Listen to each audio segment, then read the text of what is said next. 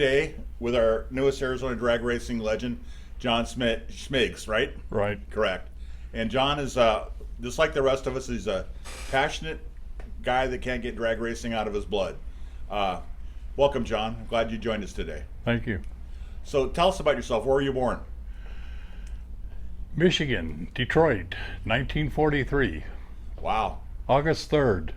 And That how makes long? me 81. Boss, you're still a young 81. When was it?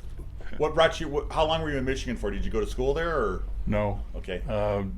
Left there in about 45. My dad put me in with my grandmother in San Pedro, California. My dad raced midgets and sprint cars, and so I was in the way at that point because my brother was now a baby, and my mother couldn't take care of two of us on the road, so they shipped me off to Grandma's house. And the only reason I ended up there was a race going at Ascot. My dad was going to be at that race with his midgets, and so then I just stayed with Grandma for 3 years. Well, they ran around the country and enjoyed raced. living in San Pedro back then. Yep. And from there I went to Garden Grove, California. Graduated from high school there, from Rancho Alamitos High School in 1961. 1962 I went into the Army. 1968 I became a civilian again. You got to be sleeping a real bit again. And I have a beautiful certificate at home, hangs on the wall, says honorable discharge. Congratulations, and thank you very much for your service. So, when did you first know cars were something for you? At what age do you remember saying, "I like that"? Probably 2. You see that picture over there in the screen? Uh-huh. Let me have that real quick. Oh, we'll flash Okay. it up, okay? My dad was running race cars at Yeah, the time, yeah. midgets, and so when we were living in Dearborn, my mom would fix his lunch. I was 3 years old back then, and she would hand me the lunch, and I would walk it 3 blocks over to the garage where the race car was, and my dad would sit there and eat his lunch and put me in the seat of the midget. So what do you think I got interested in the rest of my life? Race cars. What was your first car? 1946 Ford 2-door sedan. And was it made your way? Did you customize it, or was it? Oh yeah. Well, we had 2 race cars in the garage. Yeah, I customized it. Tell us about it. 1946, and we had all these flathead parts in the garage, so I put aluminum heads on it, 3-deuce manifold. Do you remember the brand of heads and manifold by any chance? There were so many of them back then. It was unbelievable. All the companies that made cylinder heads and intake manifolds. I don't remember, because at that point in time, Dad got into a bunch of guys there around Southern California that were building stuff. And my dad was the type of guy that he could go to your shop and talk you out of anything to put on his car. He was a good racer. Back then, yeah, because Dad had a good reputation. Yeah. And he wasn't much for pictures. He wasn't much for big clips in the newspapers and all of that. I mean, when the race was over, he got his money, loaded his car up, and was gone. And, that's just my dad. And basically, that's how we existed back then. And then after the 46, I had... Different generation back then. Yeah, it was. It was a great generation back then. I really enjoyed being a child back then. Mm-hmm. And I think when my life changed is when I joined the Army and finally grew up and found out that I couldn't sell anything at the high school football games, and couldn't go down to Balboa Island and park my butt on the park bench there in the center of town in front of the drugstore and wave at the girls. And somebody was telling you what to do for a few years, right? Yes. So your 46 Ford? Yeah. Did you ever take it to the races, to race the car, or was it just a street car? Or? No, I started taking it to the track and running it when I was 14. What was the first track you went to with the car? Pomona. And we did Pomona, I did Lyons, and I did Santa Ana. And not in that car. I had, at that point, my dad finally talked my mom into letting him build me a race car. So I had a flathead dragster that we thought was fantastic. It had all of 98-inch wheelbase. State of the art. State of the art. Yeah, that's the wonderful thing about I like to look at the old drag racing pictures and stuff, and it may look like antiquated to us, but if you put yourself in that day, that time, that moment, Oh yeah. it was a real awesome, they're all awesome cars, and they're all a lot more individual engineering in them than there are today, and a lot of people went their own paths on how to build a car. Back in those days, like in 1959, I remember taking the car to Pomona, and we went there for a test and tune session. Mm-hmm. And Tommy Ivo was there with his twin-engine Buick. And the camaraderie amongst guys that are racing, and you know what I'm talking about, you can go to the pits, and if you don't know somebody, if you walk up to them and they know you have a car there and you're a racer, it's all of a sudden you become best friends. Yep. And that's the way Ivo was. Definitely that way. Yeah. Still is. You want to talk race cars, he'll talk race cars. He had a deal that day. He was doing test and tune, and he was not having much fun because there was nobody to race. You lose something in your head when you don't have that anxiety inside of you. Mm-hmm. So they came over and started talking to my dad, and my dad's going, "You got to be kidding, a flathead against that? Come on." So my dad goes, "Yeah, what the hell?" So we get the car up to the line, and Ivo's sitting up there, and I just blew his doors off. I mean, it was like crazy, and I couldn't believe it. It was just, we got down to the end, and I'm getting out of my car, and I'm pointing my finger at him, and Ivo's going, So the second time, because we told him we'd do 2 races, so the second time we get up there, it looked like a hot dog chasing a bun the second round. I mean, he was like almost at the finish line. I was quarter track. You got it working. Got it working. Yeah. Those are wonderful memories. I had What track was that at? Pomona. It was Pomona. Yeah. So Pomona, they ran more often back in the day before. Oh, yeah. You had for the noise regulation shut her down, made Right. it, limited track. We used to run, Pomona ran almost every weekend. Yeah. They always had test and tune going on Saturdays. It was always something to do out there. If you weren't there, you were at Lyons. We only caught a few at Santa Ana because Santa Ana was in a lot of conflict back in those now days. Orange County Airport. Yeah. Right. And that was, far between Orange County drag strip, and I was there the day that track opened, and I was there the last day it closed. The last drag race. The last drag race. Yeah. The fog finish. Does anybody remember that? I remember pictures of it. Yeah. We were there. I was there. Dave Ball was with me. We had Mike Hilsebeck's car was what we drug over there to run. And Shoemate was there. He kind of spent the weekend with us because he was pissed at Loper. No, come on. Yeah. Tripp was a great guy. He was. Well, there's another story about Tripp. We'll get to that as you get down the road a little bit. How did you end up in Arizona? And when was that? My father-in-law's company, after I got out of the service, he put me to work in Southern California. He had a company that was an engineering company, and he put designers and engineers into different places. And for an example, Fruhoff Industries started building a really unique boat for Vietnam, for the river there. And it was a huge thing. I wished I'd have brought some pictures of that. But my father-in-law put me in there as a parts runner. And you start getting a reputation, doing that kind of stuff. So I went from there.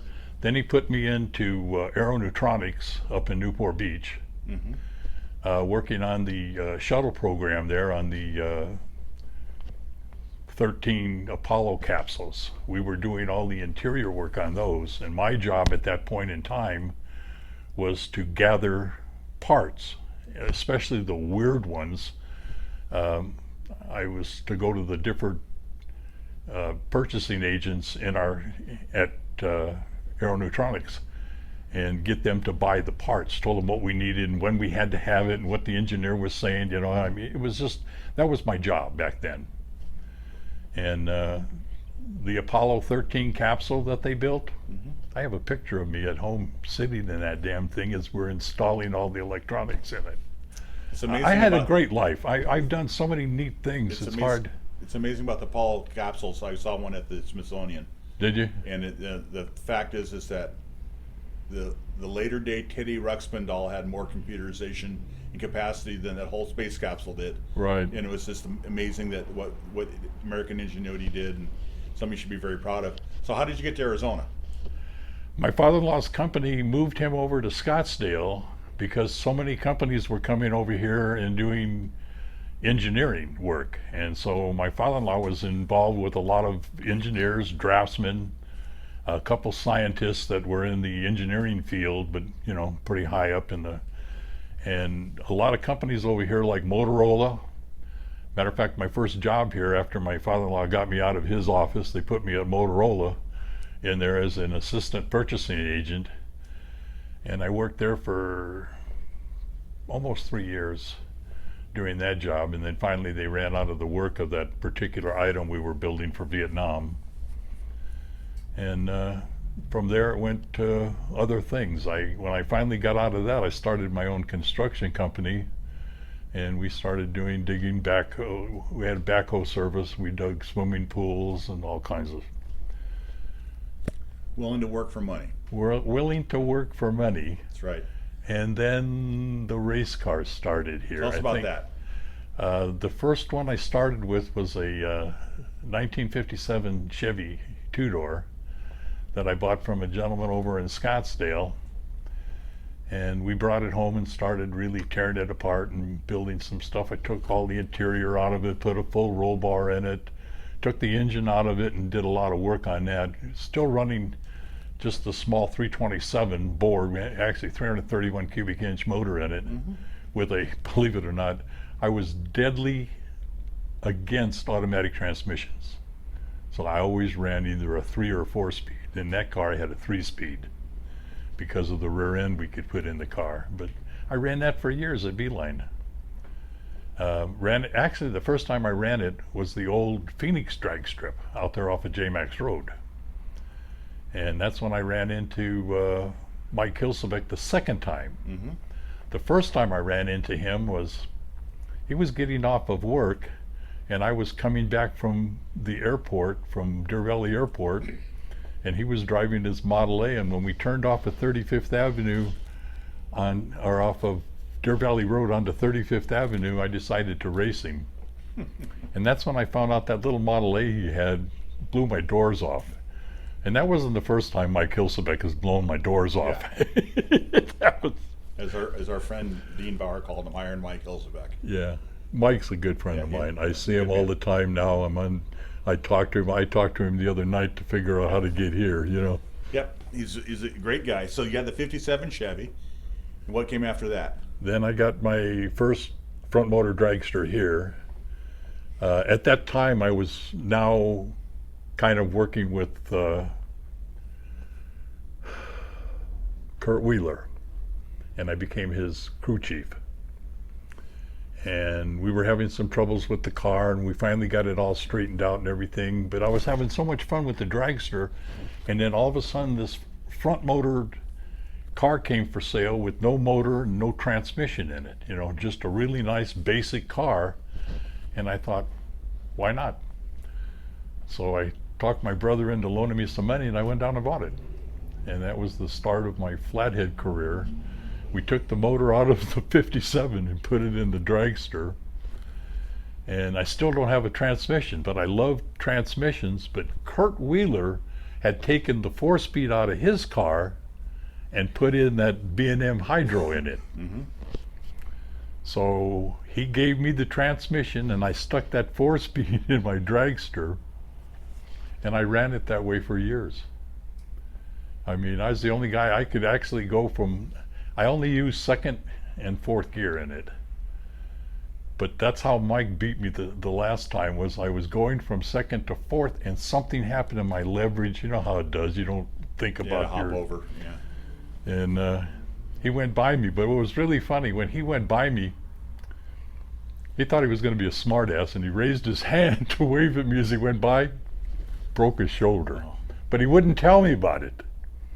I mean, he walked around like this the rest of the day out there. You know, we loaded our cars up, and that was back in the day when a lot of us guys, the Burger King car was out there, Jim Gusick was out there, I was there, Mike Hilsebeck, several other flatheads, you know, I mean, dragsters were out there.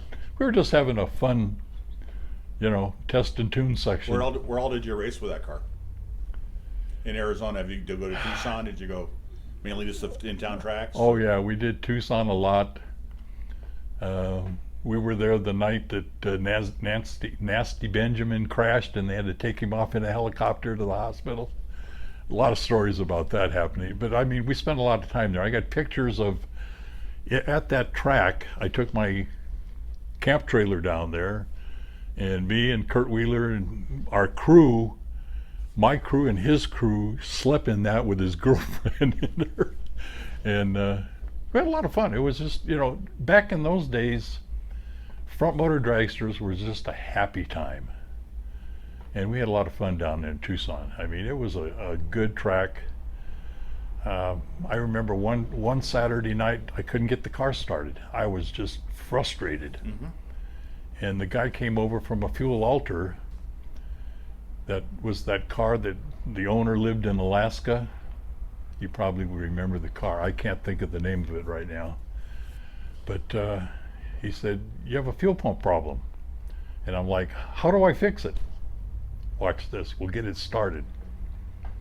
So he went ahead and disconnected that fuel line, poured that special oil he had in there, put it back on there, and car fired up. We went and made a round, came back, wouldn't start again. So I took it off, put my motor oil in there, and it barely started, but it started. And I got beat second round because I was just having too much trouble with the car. The losses for you doing that to prime it up, the pump Yeah. back up, yeah. So where did you had the dragster, and what did that lead to? What's your? And then me and Kurt decided that we wanted to go to something bigger. So we ended up back in the 70s, we bought Maroney and Day's funny car and Fuel Alter chassis, and had it delivered to my house there in Phoenix on 38th and Glendale. And we just started with that, and we ended up buying a really nice 3-speed for it. What's the big transmissions they're putting most of them now? The famous name. Lenko? Lenko. We bought a brand new Lenko with a reverser and put in there, and that's when I couldn't afford to do the car with Kurt anymore, so I ended up selling him the whole car. Mm-hmm. Because I at that time started working at Palo Verde and had too many things going on. My wife was working, the kids were in school, you know, we needed the money, you know, it's just family things. So I kind of started dropping out of drag racing. And so when I left Palo Verde, I got a job with Marco Crane and Rigging. And then from there I went over to another crane outfit, and that's how I got into working out at Firebird. Was I went out there, what was that gentleman's name? Firebird, the guy we were talking about. Where's your brother?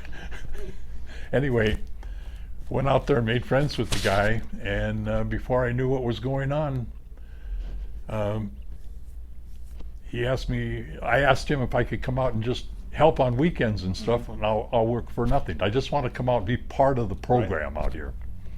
So I went out there and started working, and before I knew it, you know, Craig Hutchinson came over to me one day and he goes, "Why don't you just go to work for us?"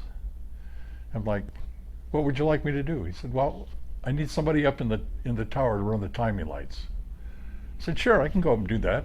I mean, that's part of my capability." So I went up there, and as years went on, then when NHRA would come to town, and I got in with everybody. As you can tell, I'm a good talker. So they put me down when NHRA was there. I ran the hot car chute. So my job was to go around and talk to all these guys, the John Forces, the Joe Romano, all the big names, And I got in pretty good with these guys and kept them abreast of where they had to be, and if they were getting close to their time, I would go and tell them, they were never under the gun for anything because I always had them kept informed as to what was going on.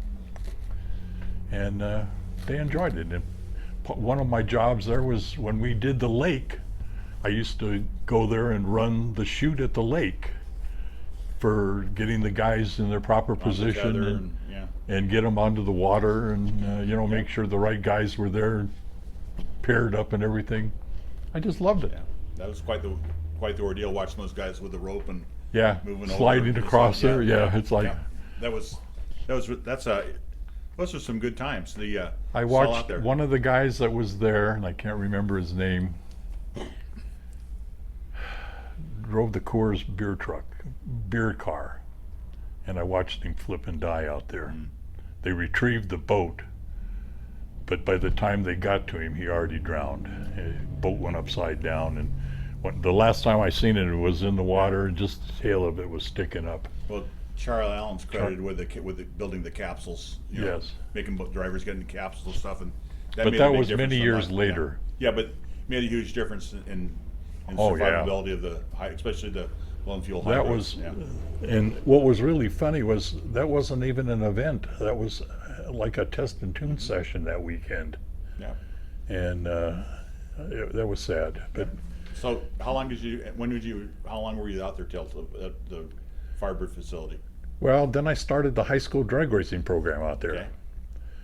And I put all of that together and went to all the different high schools that were in Maricopa County, and I talked to all the shop teachers and got them all to agree to help me get the kids together that were interested in cars that we could take and bring them out to the track and do a high school drag racing program out there that was, quite unique.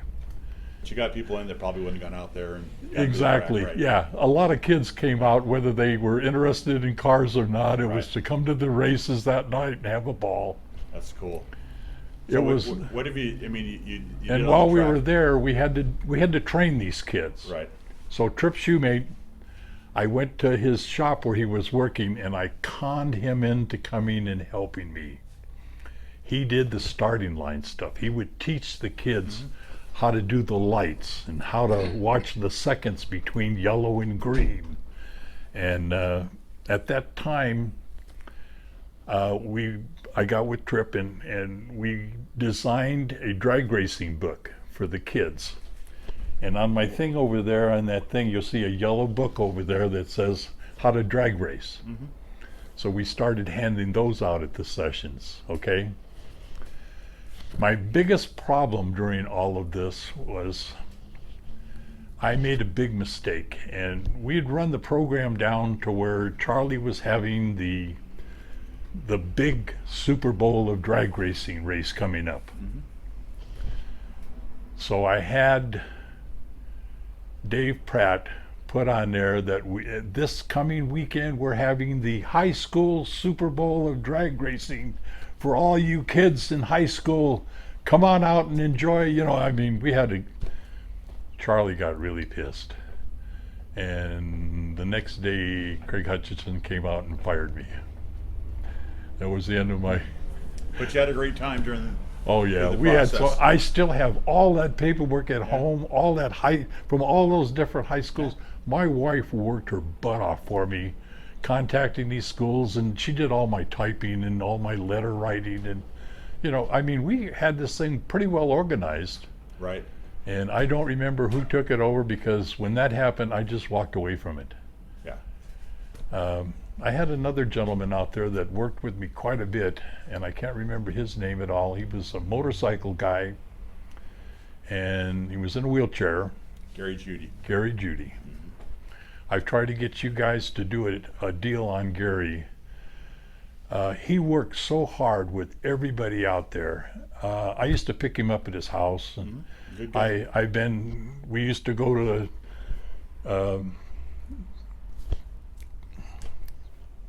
the breakfast shop in the morning on the way to the track at, God, I can't think of the No, name. Gary was a great guy. He just never wanted to get in his grasp, because if he got a hold of you, he's going to take you down, even though he had no legs. Exactly. He was a strong man, very good guy.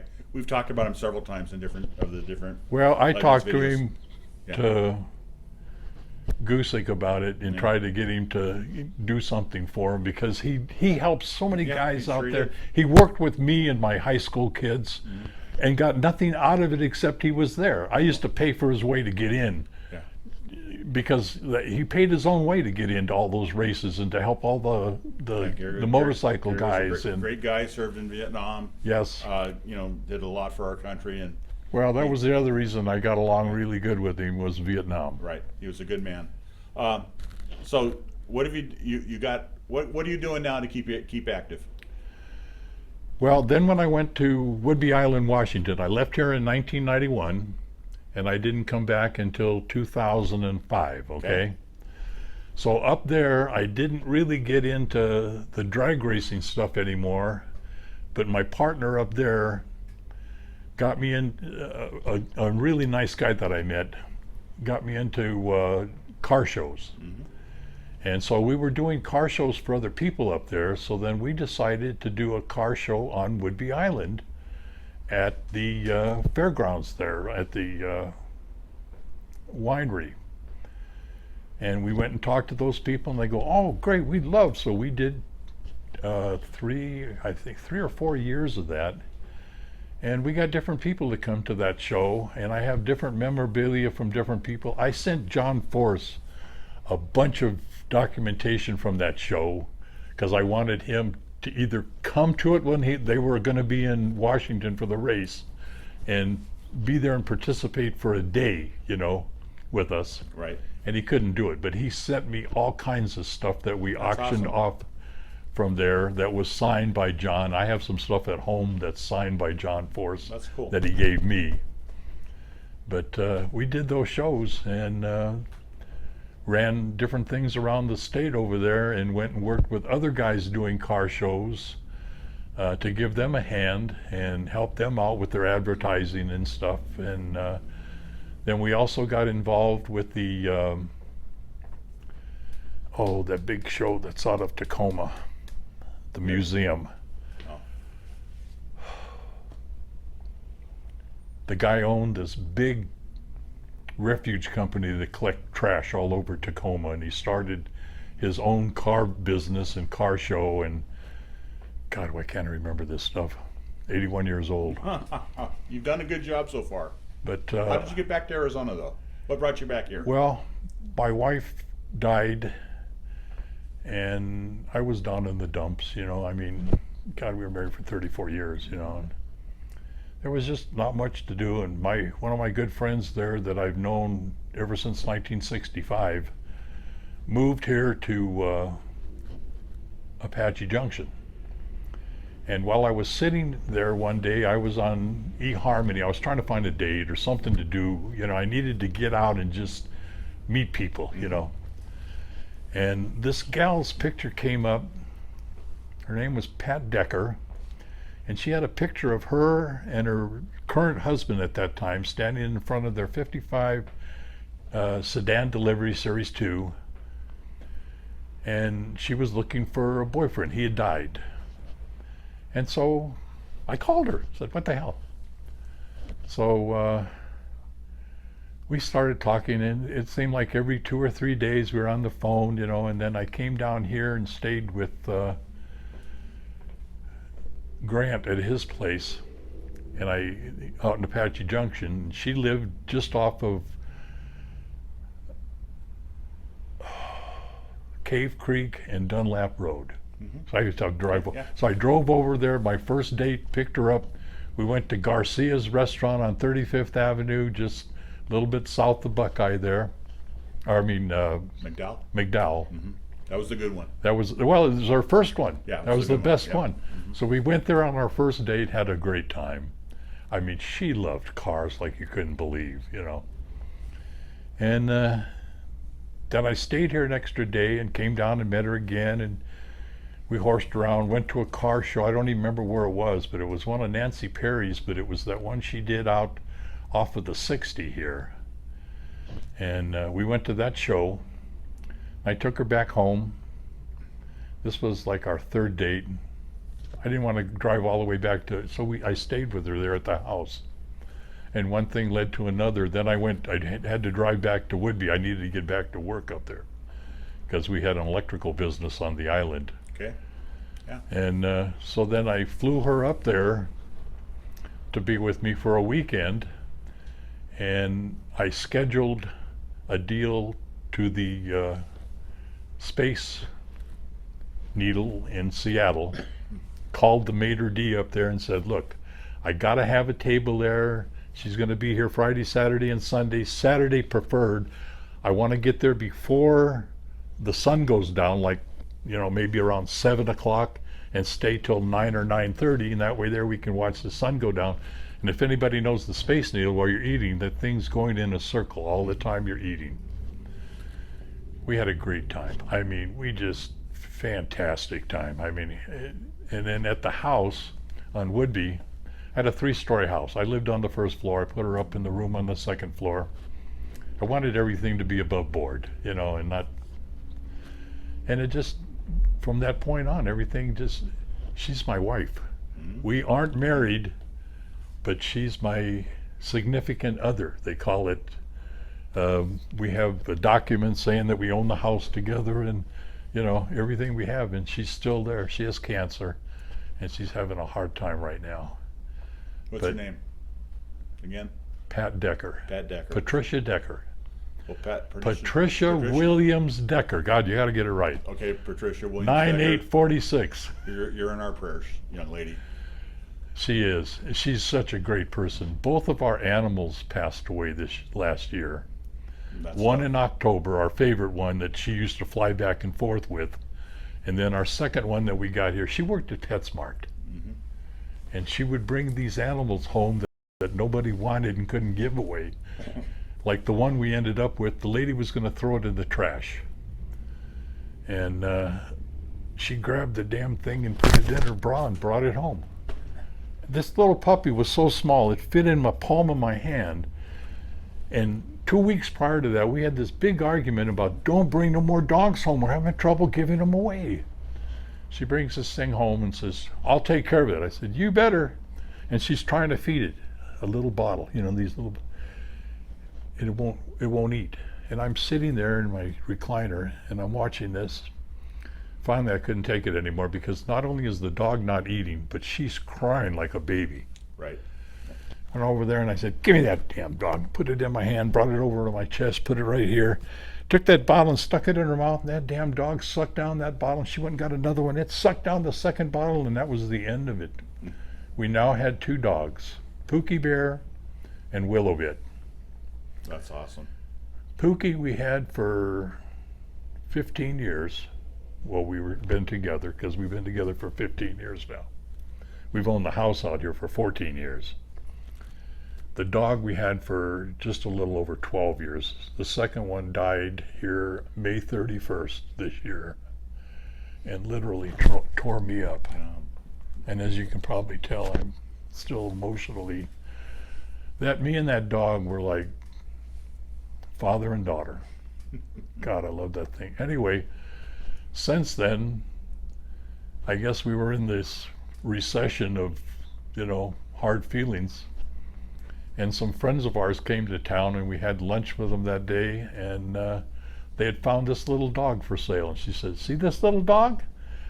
Lady wants to sell it to you. She wants $300 for it. And she'll meet you over and they gave us the address. And so we went over and bought the thing. I mean, that little dog was like 1.5 pounds. Wasn't any bigger than, you know, like this.